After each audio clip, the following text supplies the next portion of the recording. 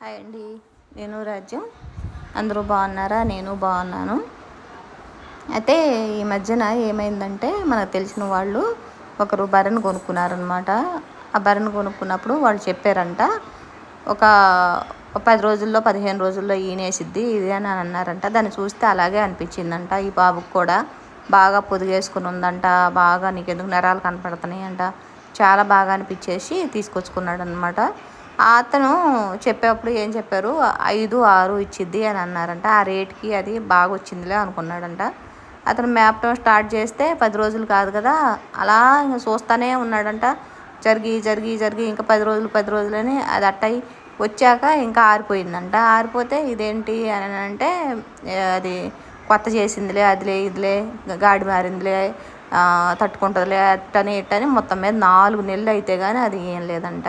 4 నెలల తర్వాత అమ్మయ్య ఈనింది అనుకుంటే, తీరా దాని దగ్గర పాలు దిగిపోతే ఫస్ట్ రోజు అయితే 6 లీటర్ పాలు ఉన్నాయంట.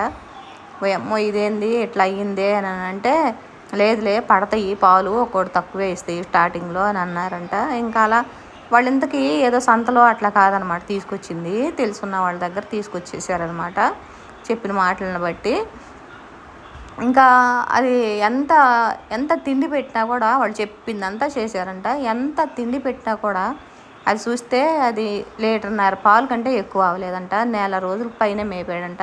ఇంకా నెల రోజుల తర్వాత ఇంకేం పడతాయిలే అని అంటే, లేదు బీరు పొట్టు పోయండి అని అన్నారంట. మళ్ళీ అది కూడా వాడు చూశారంట. అయినా కానీ అది మాత్రం పాలు పడలేదంట. తినిద్దంట, ఊరికే ఉంటుందంట. అది పాలు ఉన్నదే దానికి అంత అన్నట్టు అనమాట. ఒక్కోసారి ఇంకా పోయి ఈతలో కాసిన ఇచ్చినా కూడా మళ్ళీసారి పోవచ్చు కూడా అనమాట. అవి రకరకాలన్నమాట, ఏవో కారణాలతో మొత్తం మీద. ఇంతకీ ఇదంతా ఎందుకు చెప్తున్నానంటే, నా చిన్నప్పుడే ఒక మోసం గురించి వినేదాన్ని అనమాట. అది గుర్తొచ్చింది తను చెప్పినప్పుడు. నాకు ఈ మధ్యన 2-3 అదే చెప్పారనమాట. చాలా బాగుండింది అది చూస్తేనేమో, తీరా తర్వాతనేమో పాలు సరిగా ఇవ్వలేదక్క అని అన్నారనమాట. సరేలే అని నాకు అది మీతో పంచుకుందాంలే అనుకున్నాను అనమాట.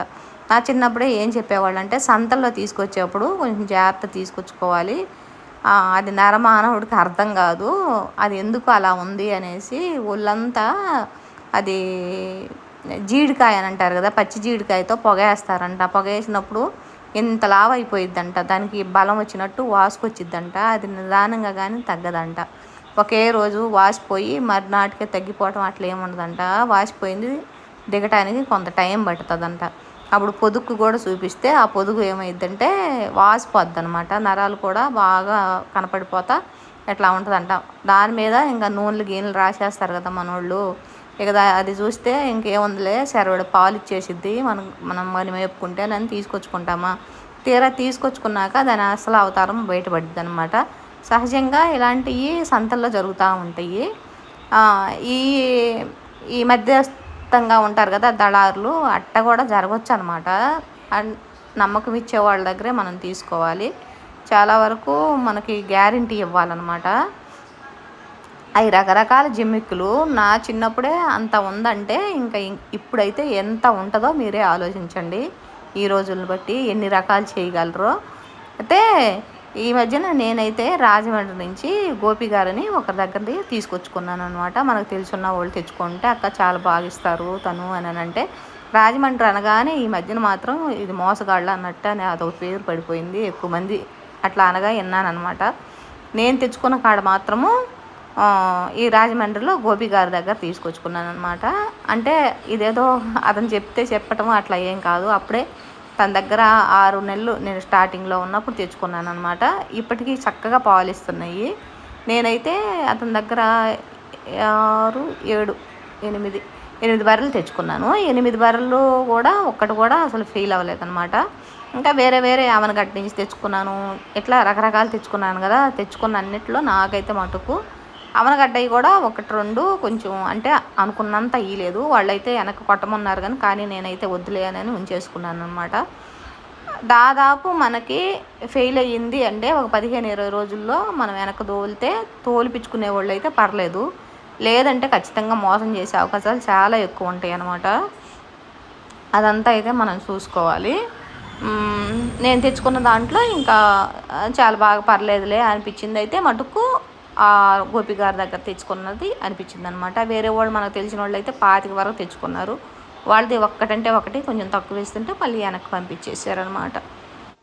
అయితే ఈ మధ్యన ఏమైందంటే ఇక్కడ పొద్దుటూరులో ఒకరు బర్రెలు పెట్టుకొని ఉన్నారనమాట. వాళ్ళ దగ్గర నుంచి వాళ్ళు 10 బర్రెలే పెట్టుకొని ఒకరిని పెట్టుకున్నారనమాట. అంటే వీళ్ళ పని వాళ్ళని ఒకరిని ఉంచుకున్నారు.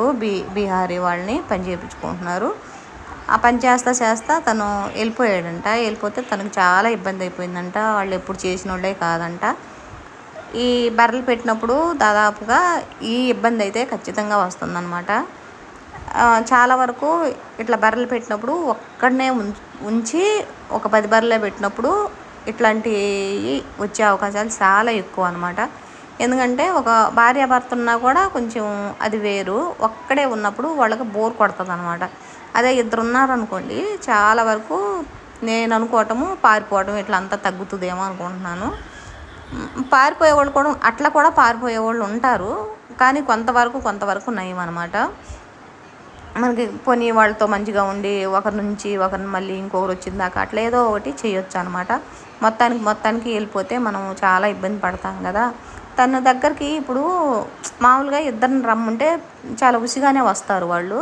తన దగ్గరికి ఎవరినన్నా పంపిద్దాము అని అంటే ఒక్కరమా మేము వెళ్ళము అనేది ఎక్కువ వినపడుతుంది అనమాట.